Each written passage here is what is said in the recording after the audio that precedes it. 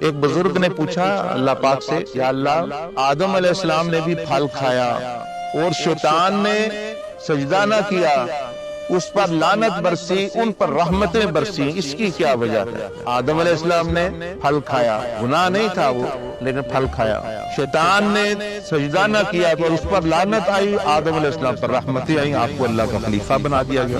ان کو دکھایا گیا کشف میں یا جیسے بھی، آدم علیہ السلام بھی دکھائے گئے اور شیطان بھی دکھایا گیا، اور سامنے ایک طرف سیدنا آدم علیہ السلام کھڑے ہیں، ادھر جو ہے وہ شیطان کھڑا ہے۔ ان کو ایک ایک پلیٹ، ایک ایک پیالہ دیا گیا اللہ پاک کی طرف سے، آدم علیہ السلام کو پکڑایا گیا، ادھر شیطان کو پکڑایا گیا، ادھر اللہ پاک سے حکم آیا کہ توڑ دو، آدم علیہ السلام نے توڑ دیا، شیطان نے بھی پکڑ کے توڑ دیا۔ اللہ پاک نے پوچھا شیطان سے کہ کیوں توڑا ہے؟